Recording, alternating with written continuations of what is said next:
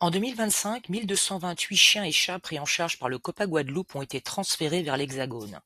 Et une question revient souvent. Pourquoi envoyer des animaux en France alors que les refuges là-bas sont déjà saturés? Restez jusqu'à la fin, on va y répondre précisément. Mais avant d'y répondre, il faut clarifier un point essentiel. La Guadeloupe n'est pas un pays étranger, c'est un département français. Lorsque nous transférons un animal vers l'Hexagone, nous ne l'envoyons pas à l'étranger, nous le transférons d'un département français à un autre. Mais si le cadre juridique est le même, la réalité de terrain, elle, ne l'est pas. Et c'est là que tout se joue. En Guadeloupe, les structures d'accueil sont très peu nombreuses.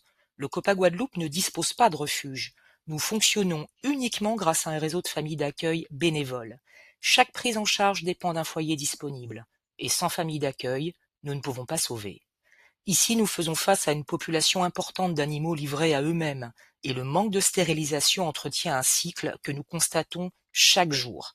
Des animaux se reproduisent dans la rue, cela donne des nouvelles portées, il n'y a pas forcément d'accueil pour tout le monde, ces animaux vont grandir, vont se reproduire à leur tour, etc. C'est un phénomène cumulatif. Donc c'est pas de la théorie, c'est notre quotidien. Le nombre d'animaux à aider dépasse largement nos capacités d'accueil. L'année dernière, le COPA Guadeloupe a pris en charge 1520 chiens et chats. 43 seulement ont été adoptés localement. Ces chiffres ne concernent que notre association, D'autres associations locales œuvrent également sur le territoire, chacune avec ses propres moyens. Mais pour nous, la réalité est claire.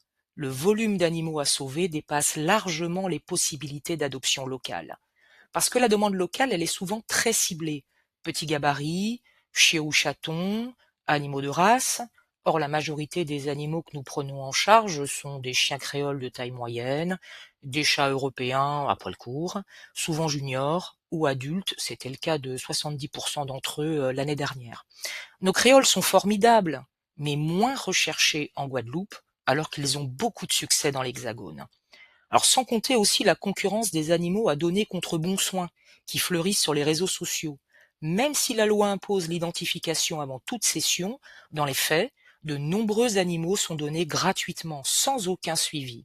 Alors pour une famille qui compare d'un côté un animal gratuit, immédiatement disponible, et de l'autre, une adoption via association avec des frais d'adoption, un suivi et une stérilisation obligatoire, le choix est souvent influencé par le coût immédiat ou le souhait d'échapper à toute contrainte.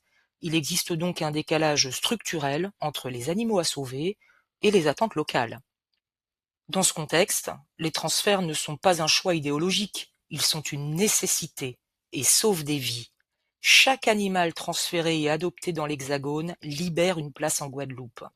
L'an passé, 1228 chiens et chats pris en charge par le COPA Guadeloupe ont rejoint nos associations et refuges partenaires de l'Hexagone. Ça représente quoi? Ça représente 1228 adoptions possibles, 1228 places libérées, 1228 nouvelles possibilités de sauvetage.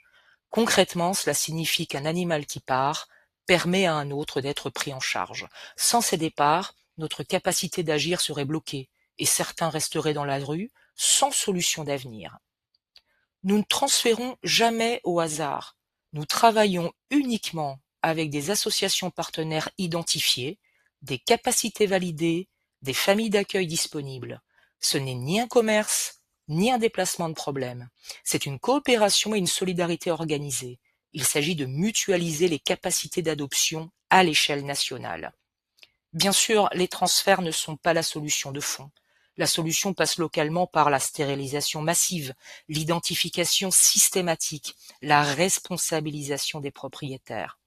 Mais tant que les abandons resteront aussi importants et que la reproduction ne sera pas maîtrisée, les transferts resteront un outil d'urgence indispensable. Derrière chaque chiffre, il y a un animal, un regard, une histoire, une seconde chance possible.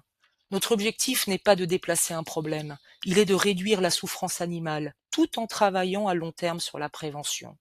Alors si vous souhaitez aider et agir, stérilisez vos animaux, identifiez-les, adoptez responsables, devenez famille d'accueil, soutenez nos actions, parce qu'au final, la question à se poser n'est pas pourquoi envoyer ces animaux, la vraie question est: que fait-on concrètement pour qu'ils aient une chance? Merci de votre écoute et à bientôt pour un nouveau podcast.